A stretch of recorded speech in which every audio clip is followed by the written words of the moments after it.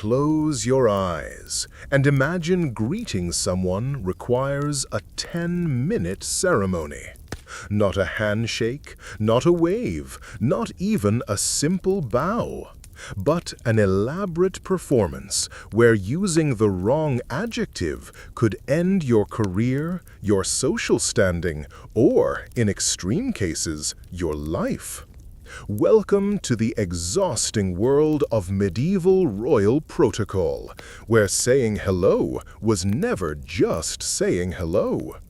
Tonight, as you settle into the comfort of your bed, free from the burden of remembering whether to address someone as Your Serene Highness or Your Most Serene Highness, let me tell you the story of history's most complicated greeting system. A world where kings and nobles spent years of their lives, actual years, learning, practicing, and performing the art of proper address. Picture, if you will, a grand throne room in 14th century France. The morning sun filters through stained glass windows, casting pools of colored light across stone floors worn smooth by centuries of carefully choreographed approaches. A minor baron approaches the throne. He has practiced this moment for weeks. His greeting must be perfect, not just the words, but the angle of his bow, the position of his hands, the duration of his genuflection, and most critically, the exact combination of titles he must string together like pearls on an invisible thread of protocol. But I'm getting ahead of myself. Let these endless protocols wash over you like waves on a distant shore, each title and honorific blending into the next, until they become a gentle hum, a medieval white noise machine designed by centuries of courtly tradition. The truth is, medieval kings didn't just memorize these titles for vanity or pageantry. Well, not entirely. This complex system of address served as a verbal map of power, a spoken diagram of who stood where in the great hierarchy of medieval society. Every Your Grace or Your Excellency was a small acknowledgement of the divine order that supposedly held their world together. And everyone, from the mightiest emperor to the humblest page boy, had to know their place in this vast constellation of titles. Consider poor King Philip VI of France, who historians tell us spent 3 hours each morning receiving greetings from his court. 3 hours, every single morning. That's 21 hours a week just saying hello to people, each greeting requiring its own specific formula, its own careful calibration of respect and acknowledgement. By the time he'd finished his morning greetings, it was nearly time to begin the afternoon ones. But why? Why did medieval society develop such an impossibly complex system for something as simple as acknowledgement? The answer lies in the medieval mind's deep need for order, for hierarchy, for visible and audible confirmation that the world was arranged according to divine plan. In an age before business cards or LinkedIn profiles, your title was your identity, and the way others addressed you was public confirmation of your place in God's great design.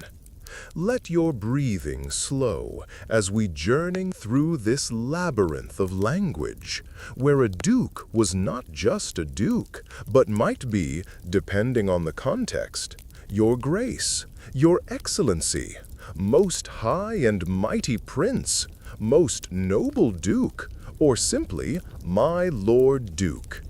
The specific choice depended on who was speaking, when they were speaking, where they were speaking, and what celestial bodies happened to be in alignment at that particular moment.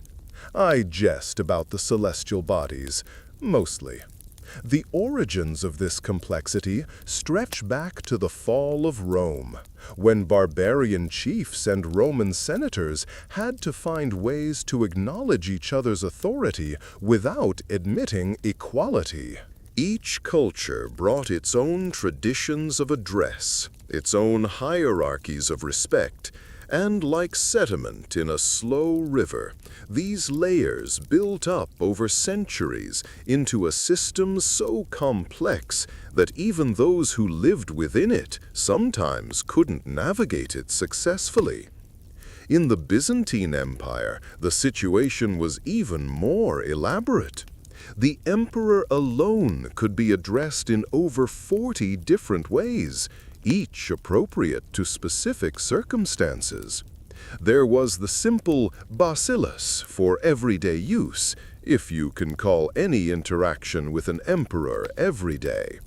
There was autokrator for military contexts, porphyrogenetos if he was born in the purple chamber of the palace, and dozens more, each carrying its own weight of tradition and meaning. The Holy Roman Empire, not to be outdone, developed its own maze of titles. The emperor might be addressed as Your Imperial Majesty, Your Apostolic Majesty, Your Caesarian Majesty, or Your Roman Imperial Majesty, depending on whether the speaker was emphasizing his secular authority, his religious role, his connection to the Caesars, or simply trying to cover all bases with maximum flattery. As you sink deeper into your pillow, imagine the mental burden this placed on everyone involved. It wasn't enough to remember your own titles, and most nobles had several. You had to remember everyone else's as well, plus the proper way to combine them, the correct order to list them, and the appropriate physical gestures to accompany each verbal formula. The French court developed perhaps the most intricate system of all. By the time of Louis XIV, though we're jumping ahead a few centuries, the court at Versailles had over 200 different forms of address in regular use.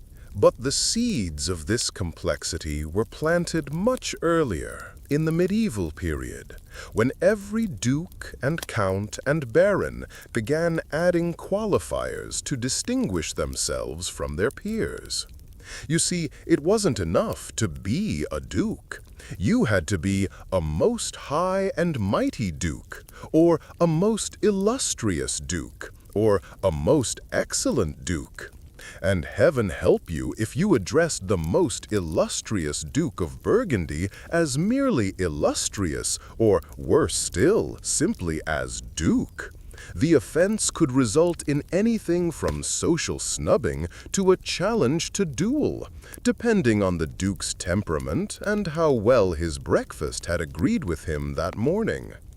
Feel your muscles relax as we prepare to explore the daily reality of this system, starting with the moment a medieval king opened his eyes each morning. Before he could even think about the affairs of state, the wars to plan, the taxes to collect, or the justice to dispense, he had to navigate the opening ceremony of greetings that would set the tone for his entire day.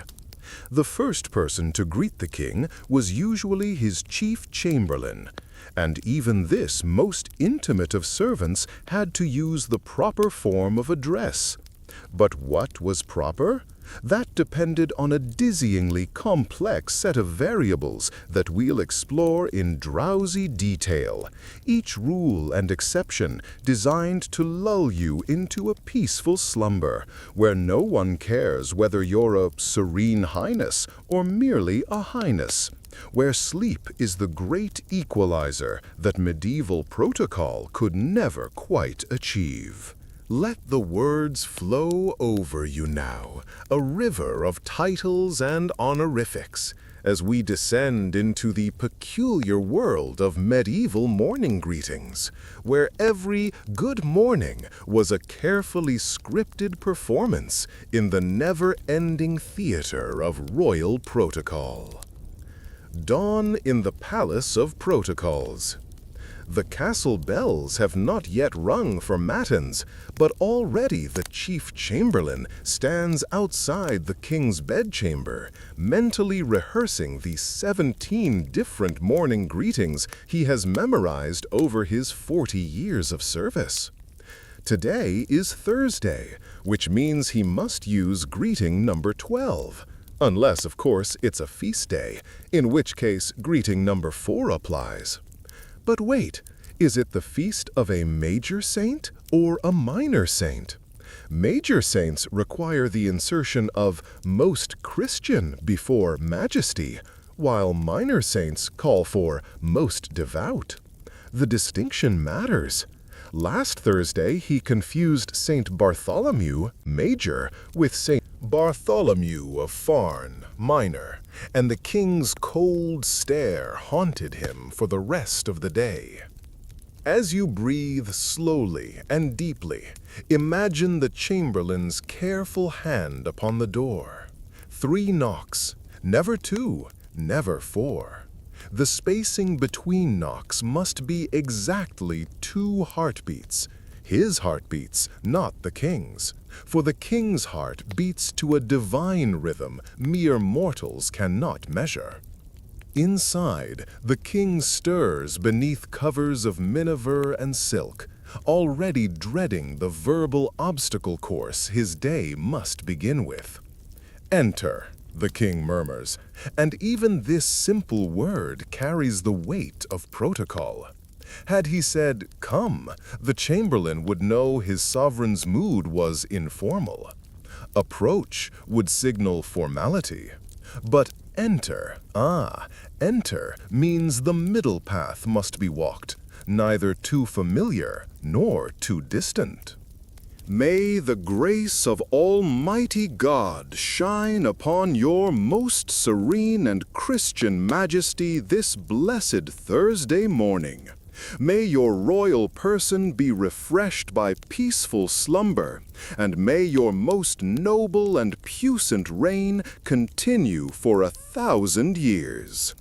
But he's not done. Oh no, dear listener, he's barely begun. For the king must now respond, and his response must acknowledge the chamberlain's rank while maintaining the essential distance between sovereign and servant.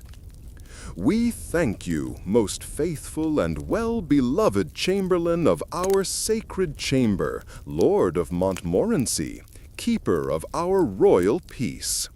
Notice how the king uses the royal "we," never "I" in formal morning greetings. To use "I" before the 3rd greeting of the day would suggest the king exists as a mere individual rather than as the embodiment of the realm. "We thank you, most faithful and well-beloved chamberlain of our sacred chamber, Lord of Montmorency, keeper of our royal peace." Such philosophical niceties might seem trivial to us as we drift toward sleep, but they consumed hours of medieval thought and debate. The great chain of morning salutations has now begun. After the chamberlain comes the master of the wardrobe, who must wait exactly 5 heartbeats after the chamberlain's exit before entering. His greeting varies based on the weather. 15 words for sunshine, 23 for rain, and a full 35 words if snow has fallen during the night. The king's response must mirror this length precisely. Neither 1 word more nor 1 word less. Let your eyelids grow heavy as we count through the morning parade. Third comes the captain of the guard, who on Thursdays may address the king as Sovereign Lord, but never Lord Sovereign. That's reserved for Fridays and feast days ending in Mass. Fourth enters the royal physician, whose greeting must include an inquiry about the royal health, but must never imply that the divinely appointed body could suffer common ailments. "How fares your Majesty's most excellent constitution?" is acceptable. "Did your Majesty sleep well?" is dangerously informal. "Can you feel the tedium settling into your bones?" Good. That's exactly how these medieval courtiers felt, though they could never show it. The fifth greeting comes from the bishop of the royal chapel, who alone is permitted to bless the king before being acknowledged. But the blessing must be in Latin on ordinary days, French on feast days, and a peculiar mixture of both during ember weeks.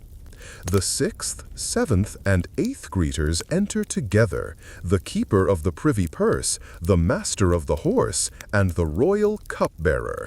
"All honor to your Majesty, whose glory illuminates the realm as the sun illuminates the sky." Should one voice start a fraction early or end a moment late, all three must bow, retreat, and begin again. By now, 20 minutes have passed since the king opened his eyes, and he has yet to leave his bed. The morning greeting ceremony is barely 1/3 complete. As you sink deeper into your own bed, free from such obligations, picture the king's mounting exhaustion, the way his responses become increasingly automatic, his voice taking on the drowsy quality of a man reciting prayers learned in childhood. The 9th through 15th greeters, various lords, knights, and officials, blur together in a symphony of titles. Your Majesty mingles with Most High Prince and Sovereign Lord, until the words lose distinct meaning, becoming mere sounds, pleasant vibrations in the morning air. The king's responses grow shorter, though never less than protocol demands. To each, "May God preserve your Majesty," he must reply with at least, "And you, good," insert appropriate title here. Here's where our story takes a peculiar turn. The 16th greeter of the morning was traditionally the royal fool, the only person in court permitted to vary his greeting at will. Yet even this variation had rules. The fool might say, "Good morning, Majesty of Majesties," on Monday, "Greetings, O crowned one," on Tuesday, and "Salutations, royal personage." But Thursday was the day of the fool's great jest, when he would enter, bow deeply, and remain absolutely silent. The silence stretched. Protocol demanded the king wait exactly 30 heartbeats. 29 would show impatience. 31 would suggest inattention. As you count your own heartbeats now, 1, 2, 3, feeling them slow as relaxation spreads through your body. Imagine the king counting 2, trapped in his bed by the invisible chains of ceremony. The fool's silence served a purpose lost to modern understanding. It represented the void before creation, the pause before divine speech, the moment when even kings must confront the emptiness that protocol tries to fill. Only after the 30 heartbeats could the king speak, "We acknowledge your presence, fool." To which the fool would respond with a single bow and retreat, having performed the most profound greeting of all, the greeting of absence. But why, you might wonder, as sleep tugs at the corners of your consciousness? Why Thursday? Why did the fool remain silent specifically on Thursday?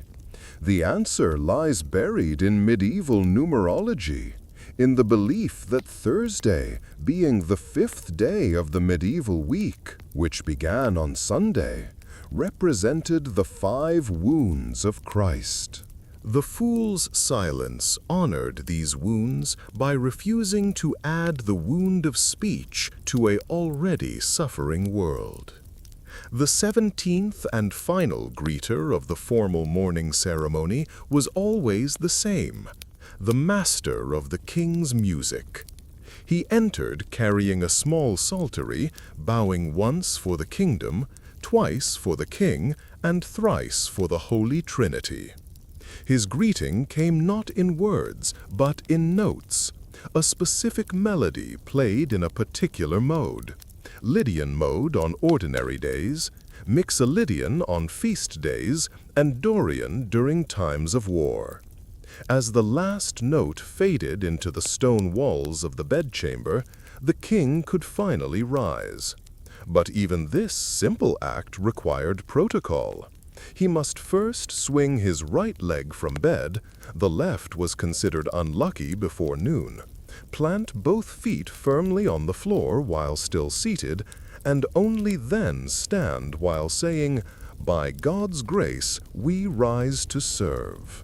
The entire morning greeting ceremony, from the chamberlain's first knock to the king's first step, typically consumed 45 minutes to an hour. On feast days, when additional church officials joined the procession, it might stretch to 90 minutes. Imagine beginning every single day of your life with 90 minutes of formulaic greetings before you could even visit the privy. Some kings tried to reform the system. Philip Augustus of France once attempted to reduce the morning greeters to a mere 7. But the excluded nobles raised such protest that he restored the full 17 within a week. The greeting ceremony had become like a climbing vine, impossible to trim without damaging the entire structure of court life. As we prepare to leave the king's bedchamber and explore the even more complex world of Byzantine protocols, let your mind drift over the absurdity of it all. 45 minutes of greetings, 17 different people, hundreds of title combinations, all just to say good morning. And this was merely the beginning. The King's Day held dozens more greeting ceremonies, before meals, after meals, before council meetings, after prayer, before bed. Tomorrow morning, when you wake and perhaps mumble "morning" to whoever shares your space, spare a thought for these medieval kings, trapped in their web of words, counting heartbeats and measuring pauses, their every greeting a small performance in the endless theater of royal life. But for now, let the complexity fade away. Let the titles blur and blend as we drift toward the even more elaborate world of Byzantine court ceremony, where 200 titles awaited, each one a stepping stone in the great river of protocol that carried medieval rulers from dawn to dusk. Purple-born protocols of Constantinople. As we drift eastward from the morning routines of Western kings, floating like a lazy cloud across the Mediterranean, we arrive at the golden gates of Constantinople, where greeting protocols reached heights of complexity that would make our French king's 17 morning visitors seem like casual acquaintances dropping by for tea. Here, in the palace of the Byzantine emperor, stood a court where 200 official titles swirled through the air like incense in the Hagia Sophia, each one requiring its own specific form of address, its own careful pronunciation, its own delicate dance of deference. Close your eyes and picture the throne room of the Purple Palace, So named because emperors' children born within its walls earned the title Porphyrogenetos, born in the purple. The ceiling soars 40 feet overhead, covered in gold leaf that catches the light from 1,000 oil lamps. The floor is a sea of marble, so highly polished that courtiers can see their own worried faces reflected back as they approach the throne, checking one last time that they remember the correct greeting for their particular audience. You see, in Byzantium, it wasn't enough to know that you were addressing the emperor. You had to know which aspect of the emperor you were addressing. Was he receiving you as the Basileus, the king, or as the autokrator, the supreme ruler? Perhaps today he sat as the isapostolos, equal to the apostles? Each identity required different words, different gestures, different degrees of prostration. The wrong choice could mean social death, or, in darker times, actual death.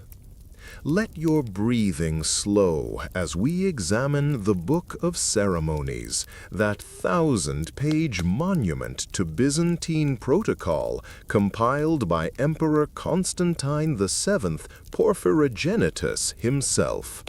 Yes, even his name was a greeting protocol, born in the purple, you see. The book weighs 15 pounds in its original binding, its pages filled with tiny Greek script detailing every possible permutation of imperial encounter. Chapter 47 alone, concerning how to greet the emperor when he returns from campaign, runs to 30 pages.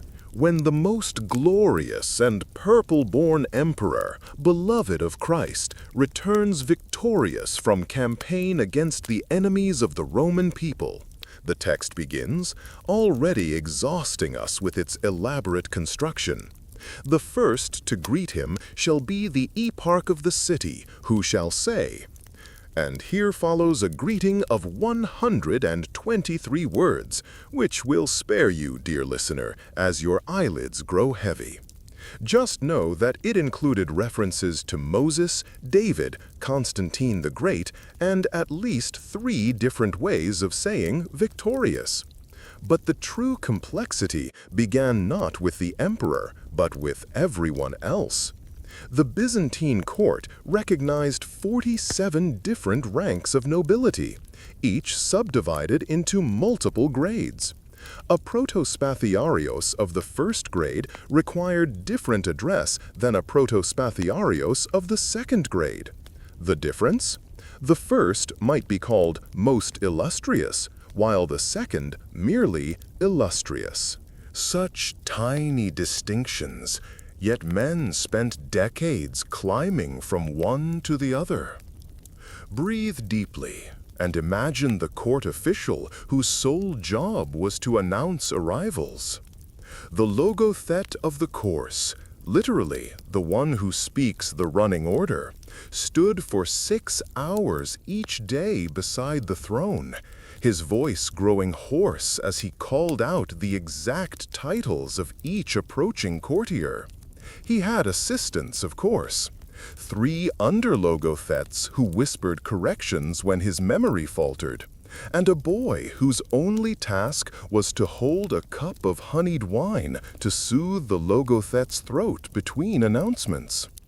Approaching the throne of the most serene and orthodox emperor is the Magistros Michael, protospathiarios of the second grade, Count of the Sacred Largesses, keeper of the imperial inkstand.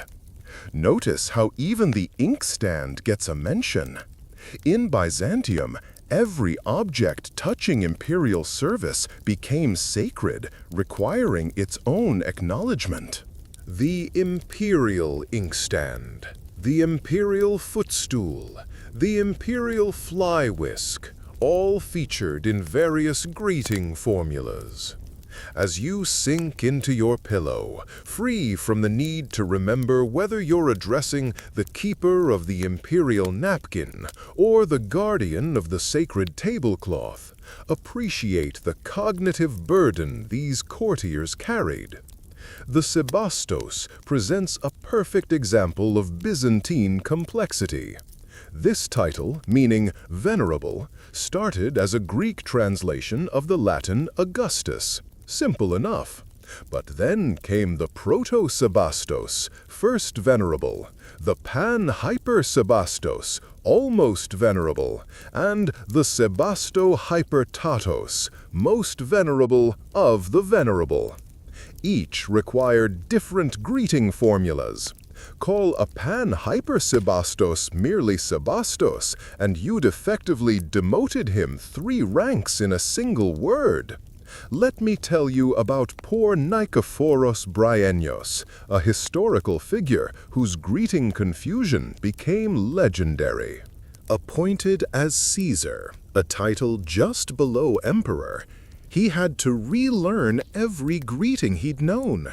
Where once people addressed him as Most Noble Lord, they now had to say Most Exalted Caesar. But Nicephorus kept forgetting his own elevation, responding to his new greetings with his old formulas, creating a cascade of confusion that rippled through court for weeks. The women of the court faced their own labyrinth of titles. The empress might be addressed as Basilissa, Augusta, or Despoina, depending on context. Her sisters-in-law bore the title Sebastocratorissa if married to a Sebastocrator, but Caesarissa if married to a Caesar. God help the courtier who mixed them up, calling a Sebastocratorissa by the lower title of Caesarissa. The insulted lady's cold fury could freeze the Bosphorus in July. As you drift closer to sleep, picture the daily reality of remembering all these distinctions. Court officials carried small scrolls hidden in their sleeves, quick reference guides to proper address. Some developed elaborate mnemonic devices. Protospatharios needs praise. Patricios wants power. Magistros means most magnificent. Little rhymes whispered under breath as they approached the throne. The physical components of Byzantine greetings added another layer of complexity. The proskynesis, the act of prostration, had 7 different forms. Full prostration for addressing the emperor directly. Half prostration for imperial family members. A deep bow for the highest officials. A medium bow for middle ranks. A slight bow for lower nobles. A nod for equals. And the merest inclination of the head for inferiors, though inferiors rarely got close enough to the throne to require even this minimal acknowledgement. Feel your body relax completely as we consider the temporal aspects of these greetings. Certain titles could only be used at certain times. Address the emperor as autocrator before the 3rd hour of the day, presumptuous. Use Basileus after the 9th hour, too familiar. The title Isapostolos was reserved for Sundays and major feast days. Use it on a Tuesday, and you'd effectively accused the emperor of excessive pride. The seasons brought their own variations. During Lent, all greetings had to include references to humility and fasting. Most pious and abstinent Augustus replaced most glorious and triumphant Augustus. In December, approaching the Nativity, titles swelled with references to the Star of Bethlehem and the gifts of the Magi. O Emperor, whose reign shines like the star that guided the wise men, became a standard opening, though it had to be modified if clouds obscured the actual stars that night. The Byzantine court even developed specific greetings for addressing officials whose actual names you'd forgotten. Most esteemed holder of your illustrious office could apply to anyone, though using it too often marked you as either forgetful or poorly connected. There was an art to making generic greetings sound specific, adding just enough detail, whose wisdom in matters of the public post is renowned, to suggest familiarity without risking error. Consider the court interpreters, those unsung heroes who had to translate these greeting formulas for foreign ambassadors. How do you explain to a Viking envoy that he must address the emperor differently on Tuesdays than on Wednesdays? How do you convey to an Arab diplomat that using the wrong adjective before majesty could derail his entire mission? These interpreters developed their own protocols, simplified greeting formulas for barbarians who couldn't grasp the full complexity of Byzantine etiquette. The purple palace halls echo in your mind now, filled with the susurrus of whispered titles, the rustle of silk robes as courtiers bow to precisely calculated angles, the scratching of scribes recording who addressed whom and how. The Byzantines believed their court ceremonies reflected the harmony of heaven, that each properly performed greeting helped maintain the cosmic order. Perhaps they were right. Perhaps the universe did depend on remembering whether to call someone Proto-Sebastos or Pan-Hyper-Sebastos.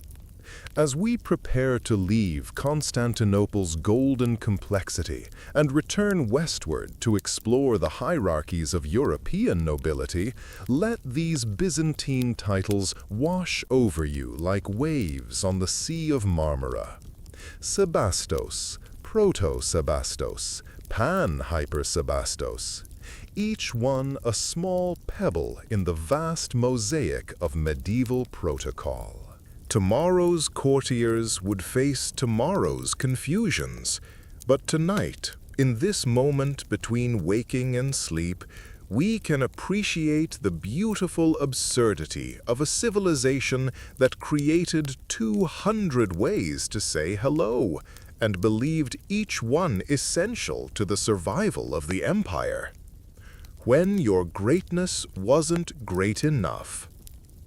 Leaving behind the golden protocols of Constantinople, we drift back westward like a ship carried by gentle currents, returning to the castles and courts of medieval Europe, where the Byzantine complexity had been translated, adapted, and somehow made even more confusing through the addition of regional variations, linguistic differences, and the peculiar pride of petty nobles who insisted their particular greatness required its own special acknowledgement.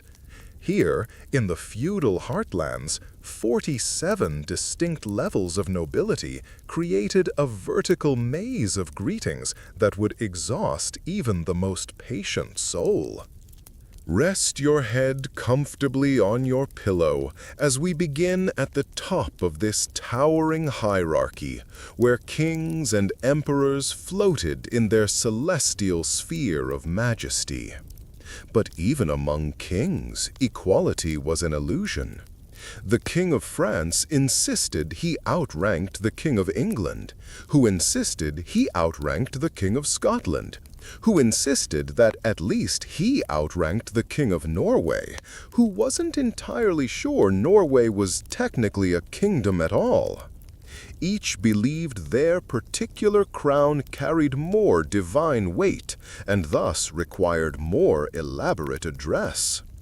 The Holy Roman Emperor, of course, claimed supremacy over all, being both holy and Roman and an emperor. When greeting him, one didn't simply say, "Your Imperial Majesty." Oh no! "Most serene and most potent prince," By the grace of God, Holy Roman Emperor, forever August, King of Germany, King of Italy, King of Burgundy, King of Bohemia, Archduke of Austria, Duke of Burgundy, Count of Habsburg, Tyrol and Kyborg, Margrave of the Holy Roman Empire, Lord of Trieste and Protector of the Church Universal. Feel your breathing slow as you imagine trying to remember all that while also performing the correct sequence of bows. Miss one kingdom or forget one duchy, and the emperor's chamberlain would cough discreetly, the medieval equivalent of a error message, forcing you to begin the entire greeting again from the beginning. But the real complexity lived in the middle ranks, where the differences between a duke and a marquess and an earl and a count, created endless opportunities for confusion and offense. Let me guide you through this soporific hierarchy, each rank demanding its own special recognition, its own careful calibration of respect.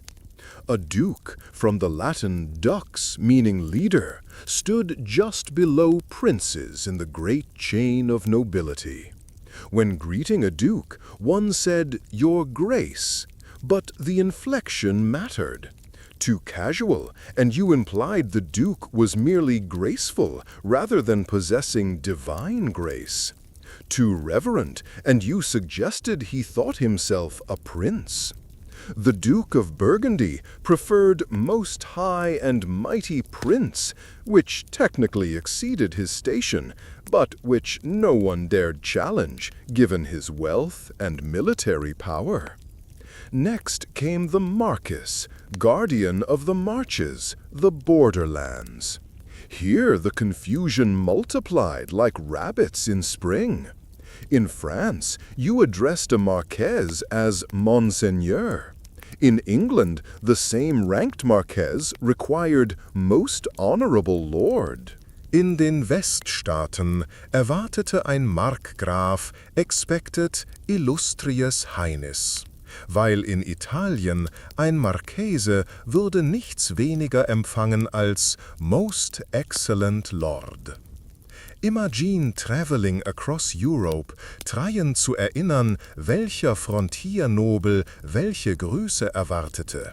Die Worte schifften mit jeder Border gekreuzt, like linguistisches Quicksand. The Earls of England präsentierten ihre eigene Peculiar-Challenge. Ursprünglich Ehren zu den kontinentalen Counts that gradually claimed superiority through creative interpretation of Anglo-Saxon traditions. Ein englischer Earl expected Right Honorable Lord, weil ein französischer Count von theoretisch equal rank empfing nur Noble Lord. But introduce an English earl to a French count and watch the delicate dance as each tried to assert precedence through increasingly elaborate greetings, each your lordship loaded with subtle implications of superiority. Breathe deeply and let the ranks flow past like sheep jumping over a fence, each one demanding its counting, its proper acknowledgement. Below the earls and counts came the viscounts, literally vice-counts, who suffered from a sort of noble middle child syndrome. Too high to be simple lords, too low to be truly important, they clung to their right honorable title like a life raft in the sea of hierarchy. Then came the barons, that vast and varied class that ranged from great territorial magnates to petty lords of 3 muddy fields and a broken mill. A baron might be addressed as Lord, your lordship, or in some regions, noble baron. But the variation within the rank created endless confusion. A baron who held his lands directly from the king outranked a baron who held from a duke, who outranked a baron who held from an earl, creating a Russian doll of sub-hierarchies that even heralds struggled to track. As your eyelids grow heavy, picture the nightmare of a formal dinner where all these ranks mingled. The seating arrangement alone required a master of protocol who understood that a French duke outranked an English marquess, but an English duke outranked a French marquess, unless the French marquess was also a peer of France, in which case they usually just fought a war to settle the matter. But wait, we haven't even touched upon the knights, that warrior class whose titles multiplied like mushrooms after rain. A simple knight might be Sir, but a knight banneret who led other knights required Lord Banneret. A Knight of the Garter expected recognition of his order. Sir John, Knight Companion of the most noble order of the Garter. A Knight of the Golden Fleece from Burgundy wouldn't respond to anything less than Chevalier of the illustrious Order of the Golden Fleece. The regional variations added layers upon layers of complexity. In den Staaten der Präfix von indikierte Nobilität, aber ihn inkorrekt anzuwenden, sagen Herr von Schmidt, wenn er mehrlich Herr Schmidt war, suggerierte entweder Unwissenheit oder Mockerie. In Spanien der Suffix de servte sähnlich, aber nur für bestimmte Ränge. In Polen, every nobleman, regardless of wealth, claimed equality. Alle adressierten ich als Pan, Lord, kreierend eine demokratische Konfusion, das horrorierte Visitors von mehr hierarchischen Königstümern. Lasse mich eine Geschichte erzählen, die dies perfekt illustriert, eine Tal so laden mit Titularkonfusion, es mag dich gently into slumber. In 1387 der Count von Armagnac errief am Gerät des Duke von Berry für eine Wedding Celebration. Der Count, proud of his ancient lineage, erwartete zu begrüßt zu werden als Most Noble and Puissant Lord. Der Herald, however, hatte dem Count gesagt, er sei nur ein Foreign Count und grüßte ihn als simplich Noble Lord. Der Count, insulted, refused to enter until properly addressed. The Duke, offended by the Count's presumption, refused to authorize a grander greeting. For 3 days, the Count camped outside the castle walls while negotiators shuttled between the two nobles, trying to find a greeting formula both could accept. Finally, they settled on Most Noble Lord and Cousin, the cousin acknowledging their distant kinship while avoiding the question of whether the Count was truly puissant. Such scenarios played out constantly across medieval Europe. The Bishop of Würzburg spent 2 years in litigation over whether visiting Margraves should address him as Your Grace due to his princely status or Your Reverence due to his ecclesiastical position. The case files preserved in the cathedral archives run to over 300 pages of closely argued precedents about the proper intersection of noble and church hierarchies. As you drift toward sleep, consider the mental exhaustion of medieval nobles who had to navigate this system daily. Every social interaction required split-second calculations. Is this person above or below me? By how much? Are we in France or England? Is it a feast day? Are there any special circumstances that modify the usual formula? The cognitive load was crushing, like trying to solve complex mathematics while also performing a delicate dance.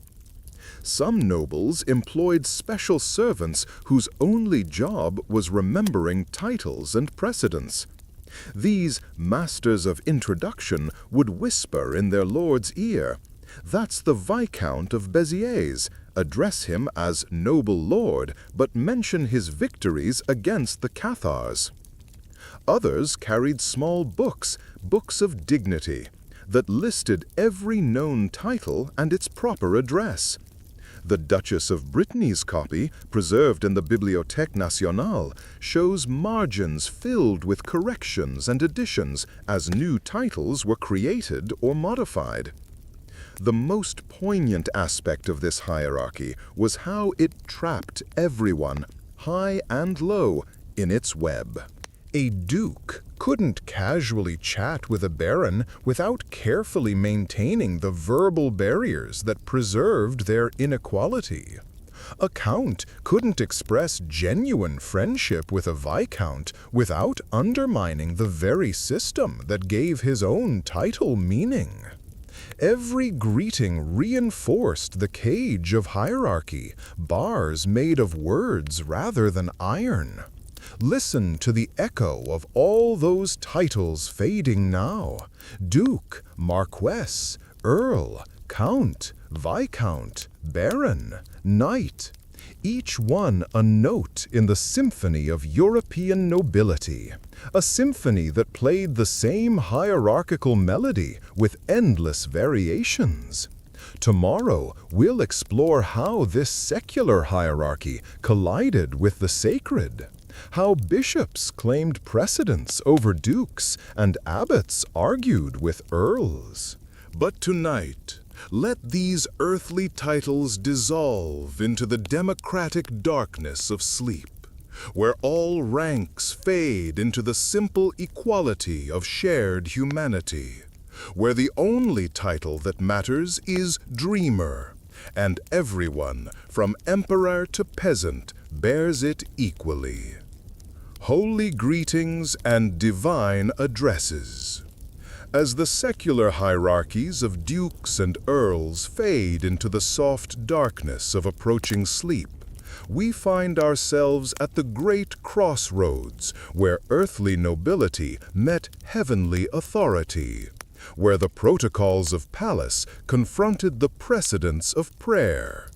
Here, in the twilight zone between throne and altar, greeting formulae became even more labyrinthine, wrapped in the additional complexity of Latin phrases, liturgical seasons, and the eternal question, who outranked whom when God entered the equation? Close your eyes and picture a great cathedral on Easter morning, 1347. The bishop processes toward his throne, but coming down the same aisle from the opposite direction walks the duke, patron of this very cathedral. Who greets whom first? In what language? With what gestures? The congregation holds its breath as these two powers approach each other like galleons on a narrow sea, their greeting about to establish precedence for the entire year ahead. The bishop, you see, when seated on his cathedra, claimed a special form of address, "Most Reverend Lord in Christ." But the duke, in his own domains, expected "Most High and Mighty Prince." The solution, developed over centuries of such encounters, involved a choreography so precise it would make Byzantine emperors weep with envy. At exactly 7 paces apart, both would stop. The duke would incline his head first, acknowledging the sacred space, while saying in Latin, "Pax Domini sit semper vobiscum," "The peace of the Lord be always with you." The bishop would respond with a deeper bow, acknowledging temporal authority, while replying, "Et cum spiritu tuo, princeps nobilissime." But this was Easter, which changed everything. On the 33 highest feast days of the church calendar, special greeting protocols applied. Let your breathing match the slow, measured cadence of liturgical time as we explore how the church year transformed every greeting into a theological statement. During Advent, all greetings to church officials had to include references to preparation and coming. Most Reverend Father who prepares the way became the standard opening, though it lengthened daily as Christmas approached. By December 23rd, a proper greeting to an archbishop ran, "Most Reverend Father and Lord in Christ, who prepares the way in purple penitence for the coming of the King of Kings, whose servant you remain while shepherding the flock of the faithful toward the approaching light." Imagine trying to remember all that while your knees ached on cold cathedral stones. The Latin requirements added another layer of complexity that makes our modern minds fog like cathedral incense. Church officials could be greeted in vernacular languages, but only outside sacred spaces. Once you crossed the threshold of a church, Latin became mandatory. But which Latin? Classical Latin for Roman-trained clergy, Church Latin for regular priests, and a peculiar hybrid for those delicate situations where secular and sacred authority merged. Feel your eyelids growing heavy as we parse the difference between Reverendissimus and Reverendus, between Sanctissimus Pater and Pater Sanctus. The first in each pair indicated higher rank, but use them incorrectly and you'd either insult through understatement or offend through excessive flattery. A simple parish priest addressed as Reverendissimus would blush and correct you. A cardinal addressed merely as Reverendus would freeze you with a glare that could stop the sun in its course. The Holy Roman Emperor presented the ultimate puzzle. As emperor, he claimed secular supremacy. As holy, he claimed special religious status. When greeting the Pope, this created a paradox that consumed thousands of pages of theological and diplomatic correspondence. The formula they finally developed reads like a verbal Mobius strip. Most Holy Father, we, your devoted Son in Christ and protector of your temporal dominions, greet your holiness, who holds the keys of heaven while we hold the sword of earth. Let me lull you with the litany of ecclesiastical titles, each one requiring its own specific greeting. An archbishop was Your Grace in English-speaking lands, but Monseigneur in France and Seine Erzbischöfliche Gnaden in the German states. A cardinal became Your Eminence, but only after 1630. Before that, Your Illustrious and Most Reverend Lordship was required, all 17 syllables of it. Abbots ruled their monasteries like princes, and their greetings reflected this quasi-royal status. A mitred abbot, one with the right to wear a bishop's mitre, expected Right Reverend Lord Abbot. An ordinary abbot received merely Reverend Father Abbot. But complicate this with the fact that some abbots were also secular lords, ruling towns and territories. The abbot of Cluny controlled vast estates and expected to be addressed as Most Reverend Father and Temporal Lord, acknowledging both his spiritual and earthly authority. As you sink deeper into your pillow, picture the special nightmare of greeting ceremonies when multiple church officials gathered. The order of precedence was strict, but not always logical. A bishop outranked an abbot, unless the abbot's monastery was directly subject to Rome. A cardinal outranked an archbishop, unless the archbishop was also a prince of the empire. An archdeacon outranked a dean, except in cathedral chapters where the reverse applied. The papal legate presented a unique challenge. As the Pope's representative, he carried quasi-papal authority, but how much? When Cardinal Albornoz arrived in France as papal legate in 1353, he expected to be greeted as Most Eminent Lord and Voice of the Holy Father. The Archbishop of Paris insisted on greeting him merely as Brother Cardinal and Visitor. The resulting dispute required 6 months of negotiation and a ruling from the theology faculty of the Sorbonne.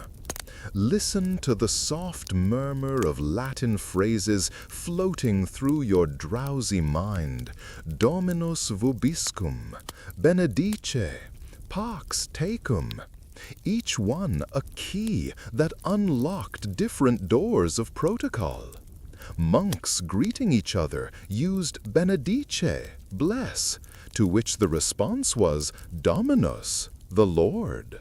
But a monk greeting an abbot said, Jube Domne benedicere, command, Lord, a blessing, acknowledging the hierarchical difference even in requesting benediction. The seasonal variations in sacred greetings could fill libraries. During Lent, all greetings became penitential. Your grace became your penitent grace. Most reverent became most reverend and abstinent. In Eastertide, resurrection joy transformed the formulas again. Most reverend and risen in Christ replaced simpler forms. The octave of Pentecost required references to the Holy Spirit in all greetings to church officials. Here's a detail that captures the beautiful absurdity of it all. On Ember Days, those quarterly periods of fasting and ordination, greetings had to be performed in whispers. The theological reasoning held that these were days of special divine attention, when loud voices might disturb heaven's concentration on earthly affairs. Imagine a cathedral full of nobles and clergy, all greeting each other in elaborate whispers, the susurrus of titles rising like incense smoke. The language requirements became even more complex when dealing with Eastern Christians. A Byzantine patriarch visiting Rome expected Greek greetings. But which Greek? Classical? Koine? The contemporary Byzantine variant? Get it wrong, and you'd restart centuries-old theological disputes through grammatical error alone. The Patriarch of Alexandria claimed Coptic greetings, while the Patriarch of Antioch insisted on Syriac. Each language carried its own hierarchical implications, its own careful calibrations of respect. Feel the weight of all these sacred titles pressing down like a prayer book on your chest, heavy with gold leaf and centuries of accumulated tradition. The bishops with their Most Reverend, the abbots with their Right Reverend, the canons with their Very Reverend, the priests with their simple Reverend, each title a rung on Jacob's ladder stretching between earth and heaven. Some monasteries developed greeting charts, great wooden boards hung in the vestibule showing which greeting to use for which visitor on which day. The Abbey of Fleury's chart, preserved in their archives, shows a grid with 49 different ecclesiastical ranks on one axis and the 33 major feast days on the other, creating 1,617 possible greeting combinations. Brothers spent their first year just memorizing the chart. As we prepare to leave this sacred labyrinth and meet the professionals who made their living from remembering all these protocols, let the Latin phrases wash over you one more time.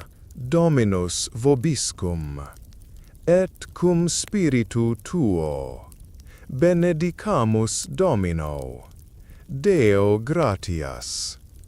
Each response automatic, learned by rote, repeated until meaning dissolved into pure sound, pure ritual, pure exhaustion.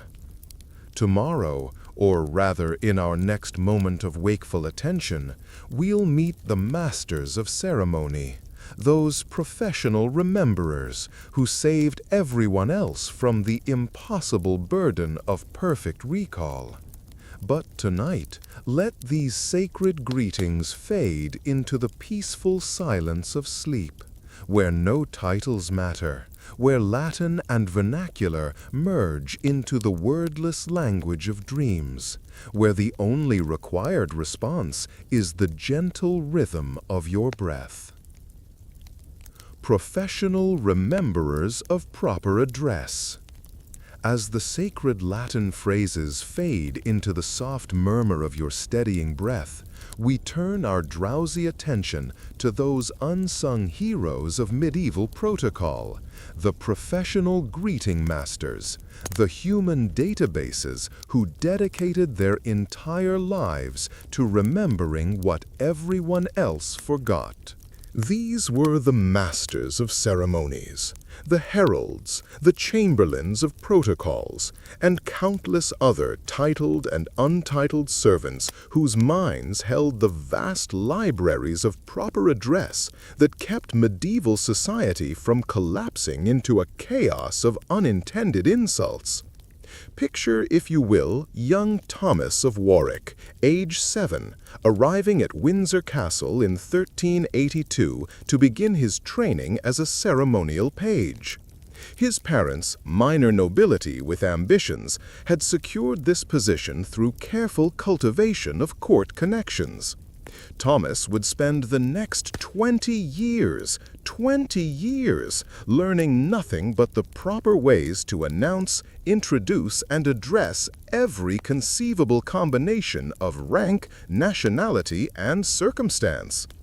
By the time he achieved the position of Master of Ceremonies, his mind would contain more greeting formulas than most libraries contained books. Let your muscles relax completely as we follow Thomas through his typical day of training. Dawn, memorizing the 17 variations of addressing a duke, depending on whether he was a duke by birth, by marriage, by conquest, or by papal dispensation.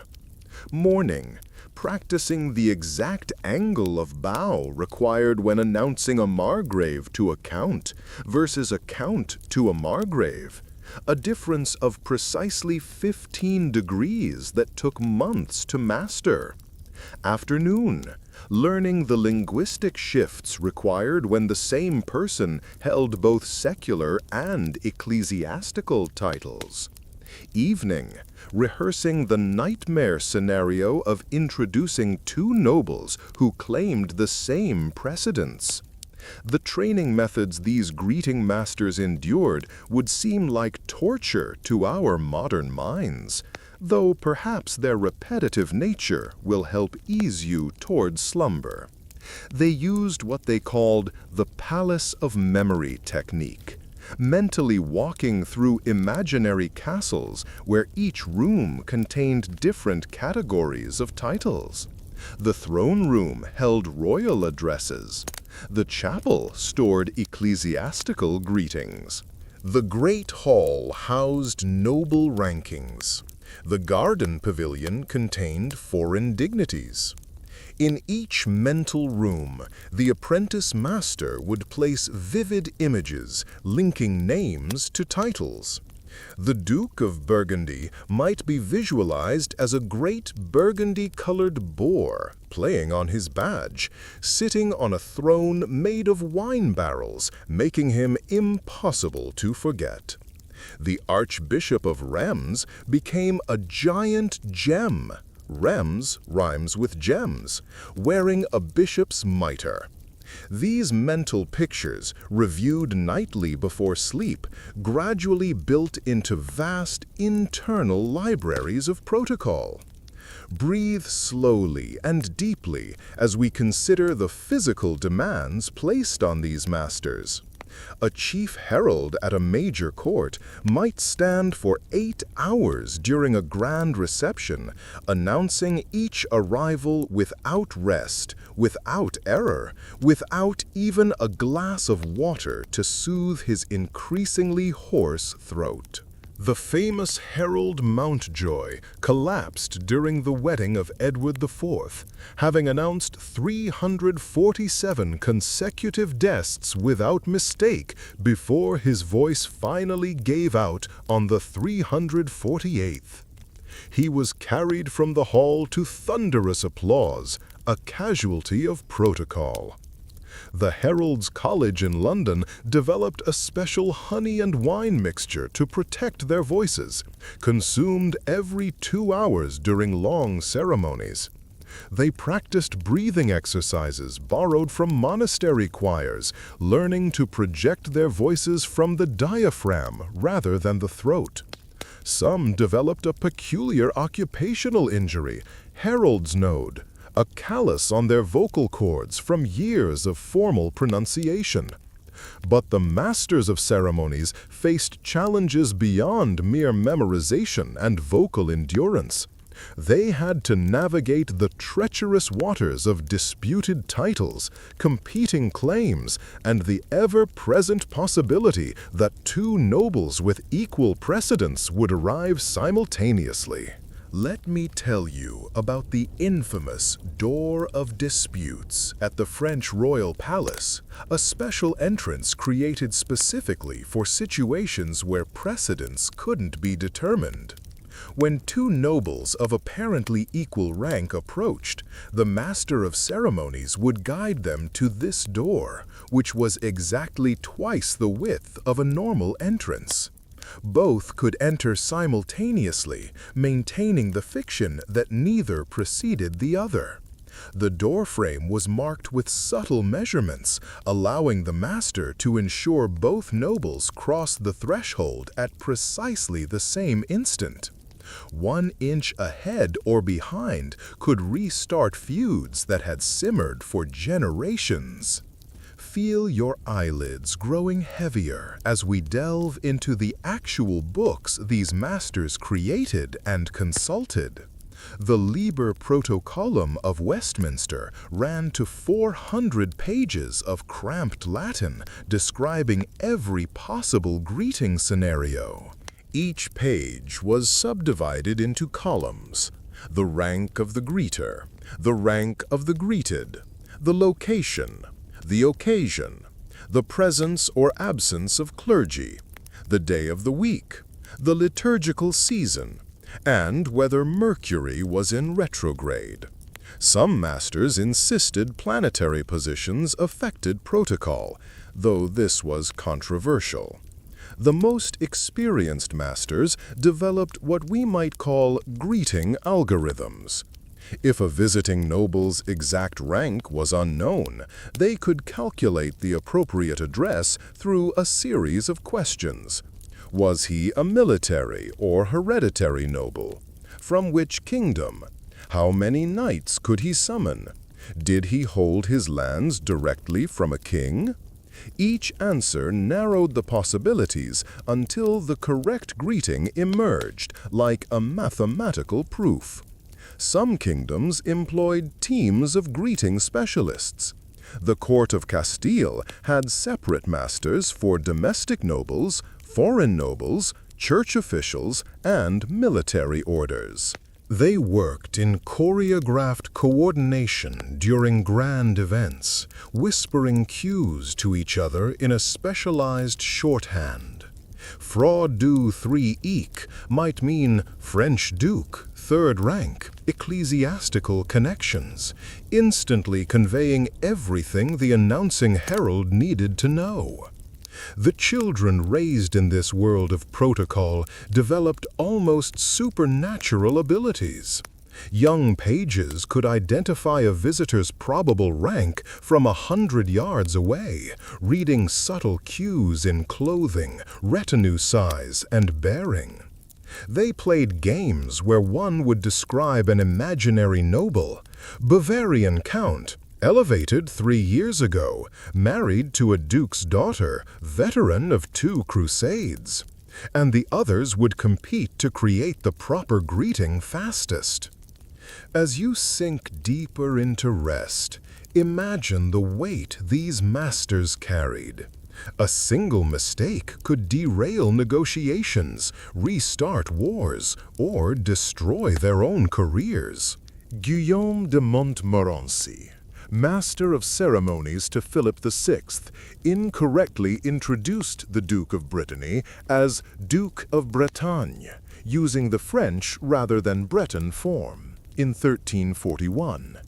This linguistic slip was taken as denial of Breton independence, contributing to a conflict that lasted 30 years. Guillaume spent his remaining days in a monastery, doing penance for his catastrophic mispronunciation.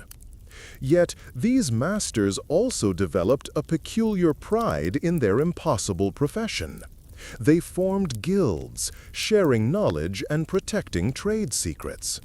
The Company of Heralds in London required 7 years of apprenticeship before allowing members to announce at royal events. They had their own patron saint, Saint Gabriel, the announcing angel, and their own feast days when they gathered to practice particularly challenging introductions while slightly drunk, proving their mastery even under impairment. The masters kept detailed records of every introduction they performed, creating vast archives of protocol precedents. When disputes arose, and they arose constantly, these records were consulted like legal documents. The Herald's archive in Paris contained 50,000 recorded greetings by 1400, each one noting date, location, persons involved, exact words used, and any disputes that arose. These archives were considered so valuable that they were specifically protected in peace treaties. Listen to the whispered consultations that preceded every major introduction. 3 undermasters huddled behind a pillar. The Duke of Brabant, but which one? The elder or younger? The elder died last month. Then the younger is no longer younger. He's just the Duke. But he hasn't been formally invested. Then do we announce him as Duke Presumptive? No, that implies dispute. Duke Apparent? That suggests inheritance rather than confirmation.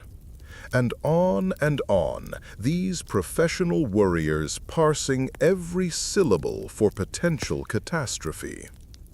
As we prepare to leave these dedicated masters and explore how their careful work could still go spectacularly wrong, let their devotion to precision lull you toward dreams. 20 years to master every greeting. 8-hour shifts of perfect pronunciation. Mental palaces filled with titled ghosts. Archives documenting every "Your Grace" and "Most Noble Lord" ever uttered in their presence. These masters prove that even the most absurd human systems create their own experts, their own devoted practitioners who find meaning in memorizing meaninglessness.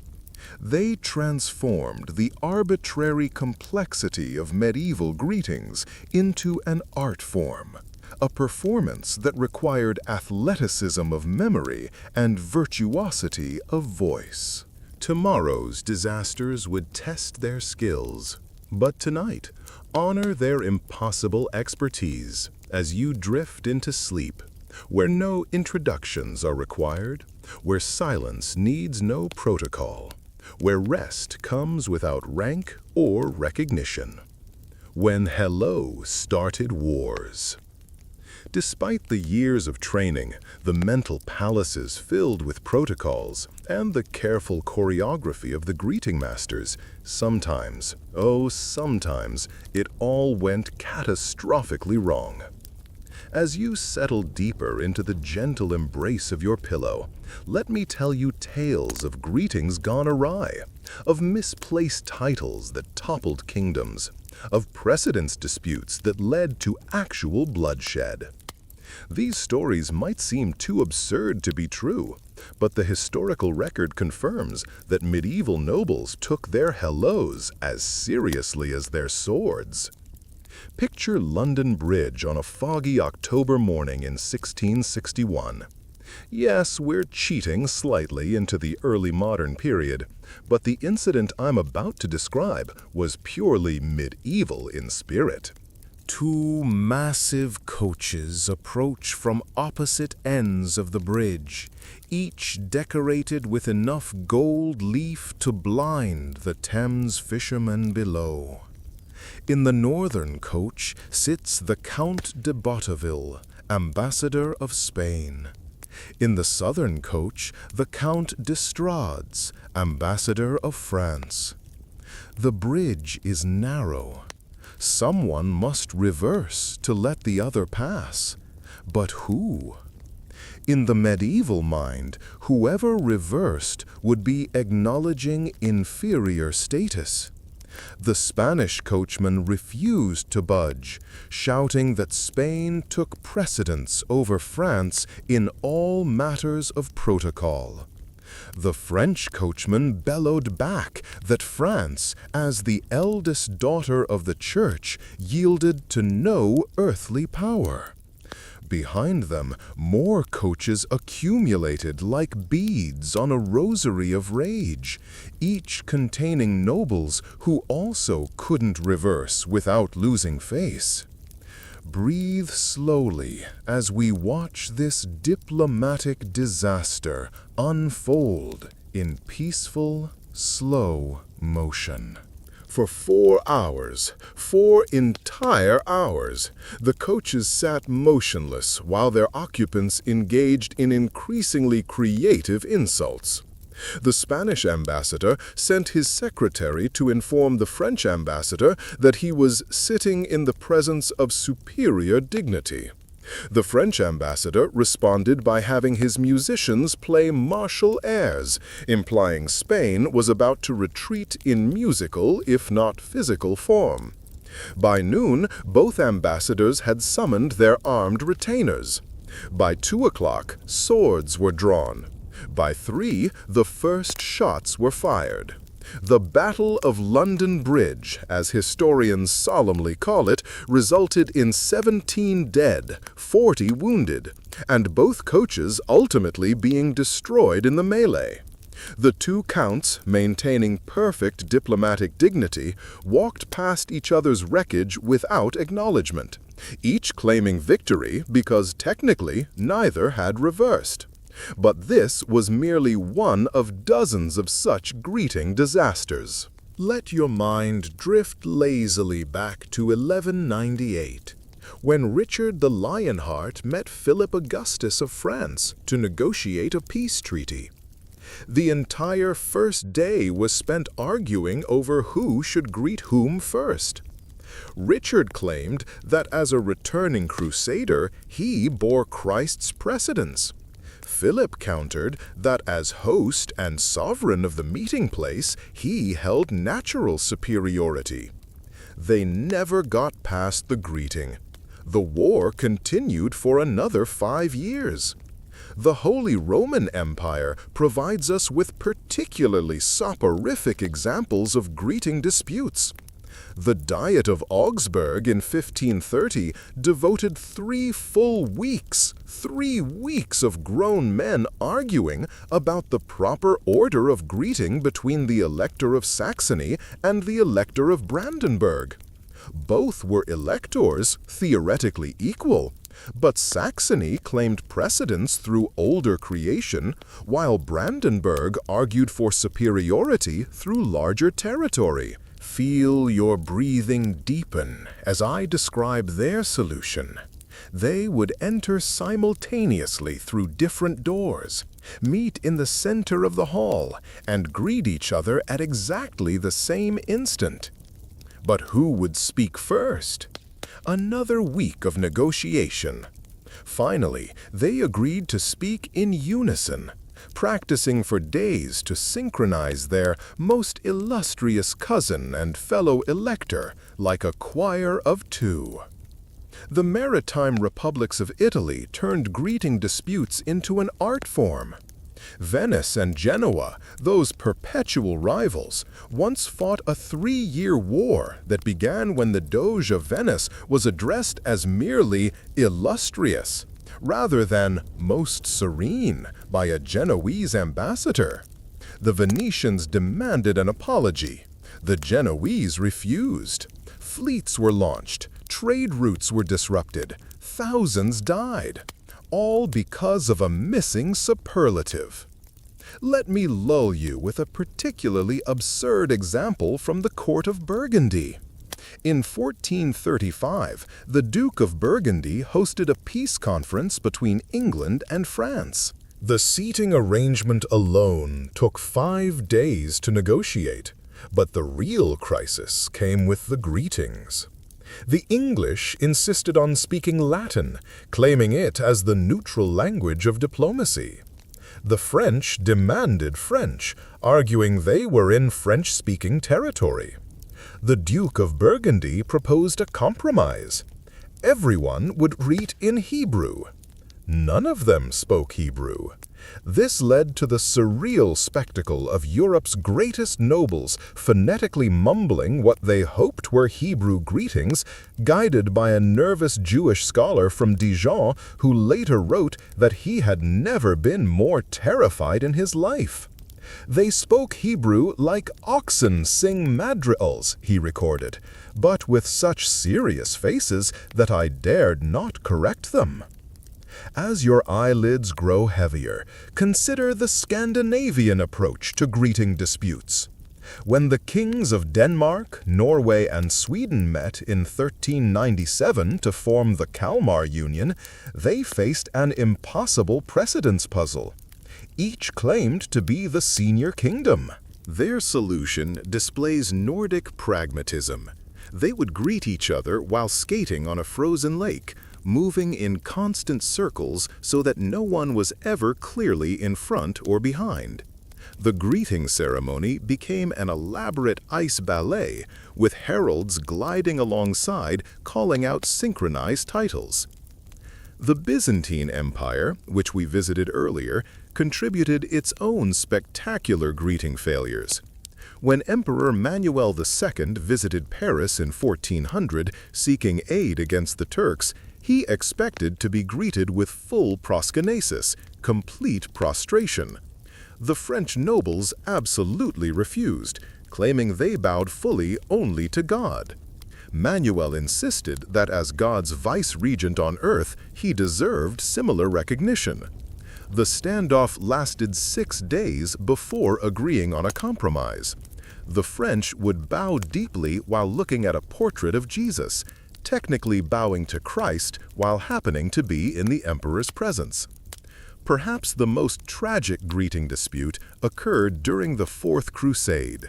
When the Crusader lords met with Byzantine officials in 1203, a simple misunderstanding of greeting protocol contributed to the eventual sack of Constantinople. The Crusaders, following Western custom, expected to be greeted as equals.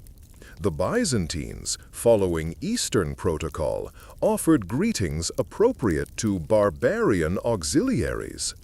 Each side interpreted the other's greeting as a calculated insult. Negotiations collapsed, and within a year, the greatest city in Christendom was burning.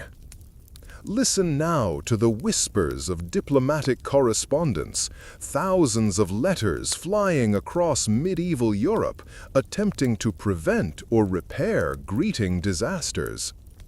"Most esteemed cousin," they begin, that useful greeting that implied relationship without specifying superiority. "We write in sadness regarding the recent misunderstanding." Pages and pages of careful language trying to undo the damage of a misplaced adjective or an insufficiently deep bow. The Treaty of Arras in 1435 actually included a greeting protocol appendix, specifying exactly how French and Burgundian nobles should address each other to prevent future conflicts. 16 pages of greeting formulas, each one negotiated like a military boundary. The Count of Charolais shall be addressed as High and Mighty Lord by French nobles of equivalent rank, but as Most High and Mighty Lord by those of inferior station. Some kingdoms developed greeting ambassadors, diplomats whose sole job was to negotiate greeting protocols before the actual ambassadors arrived. These advance men would spend weeks hammering out every detail. Who would speak first? In what language? With what titles? Accompanied by what gestures? Only when every syllable was scripted could the real negotiations begin. As we prepare to leave these diplomatic disasters and explore their documentary aftermath, feel how your body has grown heavy with the weight of all these disputed dignities. Wars fought over missing adjectives, alliances shattered by insufficient superlatives, peace treaties delayed for decades because no one could agree on who should say hello first. The absolute pinnacle of greeting absurdity came at the Council of Basel in 1431, where representatives of the Pope, the Emperor, and the kings of France, England, and Aragon spent the first 2 months, 2 entire months, establishing greeting protocols. They created a rotating system where precedents changed daily, like a medieval musical chairs of dignity. Monday, Pope first. Tuesday, Emperor. Wednesday, France, and so on.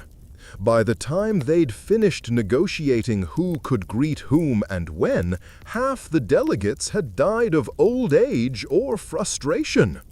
Let these diplomatic tangles dissolve now into the approaching mist of sleep. Tomorrow, or whenever next we meet in this drowsy space, we'll examine the massive books of protocol these disputes generated, the written rules that tried to prevent such disasters, and usually just created new ones. But tonight, rest easy knowing that your own greetings require no ambassadors, no protocols, no risk of international incident. In the democracy of sleep, all are equally welcomed, all equally most serene and beloved dreamers, drifting together toward morning without precedence or protocol. Books thicker than Bibles. As the echoes of diplomatic disasters fade into the soft darkness of approaching sleep, we find ourselves in the hushed scriptoriums and candle-lit libraries where medieval scribes attempted the impossible: to capture in ink and parchment every conceivable greeting, every possible combination of rank and circumstance, every exception to every rule. These manuscripts of protocol grew thicker than Bibles, heavier than armor, more complex than theological treatises, yet never quite complete enough to prevent the next greeting catastrophe. Picture, if you will, Brother Adelard in the scriptorium of Cluny Abbey, his fingers cramped around a goose quill, his eyes straining in the flickering light as he copies out page 347 of the Magnus Librum Salutatium, the Great Book of Greetings. For 6 months he has been transcribing nothing but greeting formulas, and he's only reached the letter G.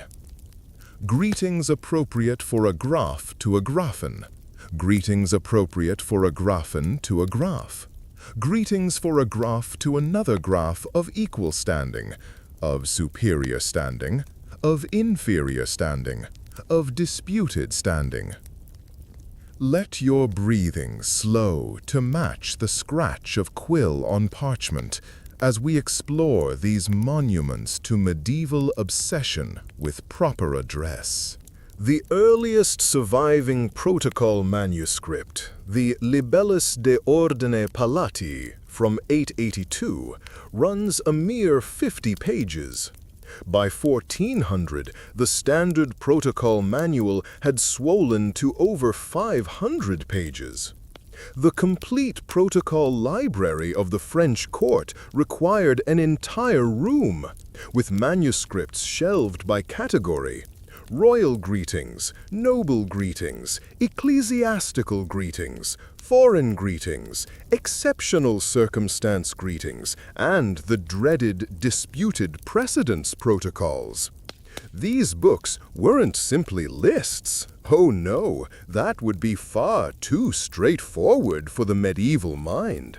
Each greeting formula came wrapped in layers of explanation, justification, and historical precedent. Upon encountering a Duke of Brabant, who is also a Count Palatine, while said Duke is traveling outside his duchy, but within the empire, on a Tuesday that is not a feast day, the proper greeting from a margrave of equal creation is, "Most illustrious Lord Duke and Count Palatine, may God preserve your dual dignities." This formula was established by the Diet of Worms in 1298, confirmed at Nuremberg in 1302, and modified at Frankfurt in 1356 to include the reference to dual dignities following the dispute between Duke John III and Margrave William of Uliers. A single greeting might have 20 annotations, each leading to another page, another exception, another rabbit hole of protocol. The illuminated greeting manuals represent some of the most beautiful and useless manuscripts ever created. The British Library preserves a book of royal addresses, where each greeting is illustrated with miniature paintings showing the proper bow angle, hand position, and facial expression. Tiny golden rulers mark the exact degree of inclination. Delicate drawings of hands demonstrate 17 different ways to hold a hat while greeting.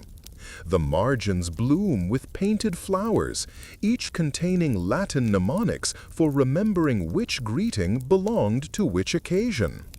But the true masterpiece of greeting documentation was the Codex Protocollum Universalis, commissioned by Emperor Charles IV in 1361. He envisioned a single book containing every greeting used anywhere in Christendom, a definitive reference that would end all disputes. For 10 years, scribes collected greeting formulas from every court in Europe. They interviewed heralds, consulted ambassadors, and combed through diplomatic archives. Sink deeper into rest as we follow the creation of this impossible book. The scribes faced countless contradictions. The French insisted that a count was superior to an earl. The English swore the opposite. The Italians contributed 17 different ways to address a doge, depending on which city-state he ruled.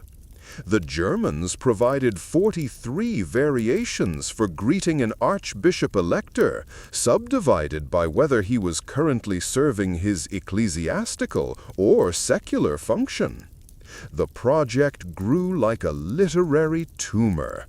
What began as 1 volume became 5, then 10, then 20. Special furniture had to be built just to hold the expanding manuscript.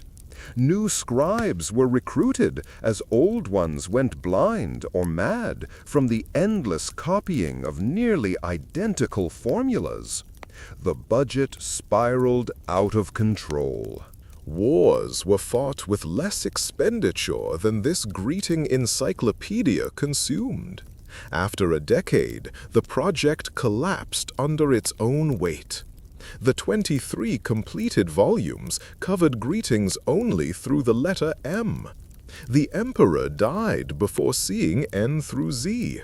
The manuscript was divided among various libraries, where it molders today, a monument to the impossibility of capturing oral protocol in written form. Scholars estimate that completing the project would have required another 30 volumes and 20 years. Let me describe the physical reality of these protocol books, their weight alone a barrier to practical use. The leather bindings grew soft and worn from constant handling. The pages bore the fingerprints of thousands of anxious nobles checking one last time that they had the correct formula. Some manuscripts show tear stains, actual tear stains, from heralds who discovered mid-ceremony that they'd been using an outdated greeting for years. The margins tell their own stories. Frustrated notes in various hands. But what if he's also a bishop? Confirmed incorrect by the Diet of 1387. My lord used this greeting and was challenged to a duel. One particularly poignant note in a French manuscript simply says, "I can no longer remember which greeting is real and which I dreamed." As your consciousness drifts like a boat on quiet water, consider the cottage industry these manuals created. Professional protocol consultants traveled between courts carrying the latest updates. Greeting tutors commanded high fees to teach noble children the proper formulas. Scribal workshops specialized in nothing but protocol manuscripts, developing abbreviated writing systems to fit more greetings per page. The updates never stopped. Every marriage between noble houses potentially created new greeting requirements. Every battlefield promotion added another military title to the mix.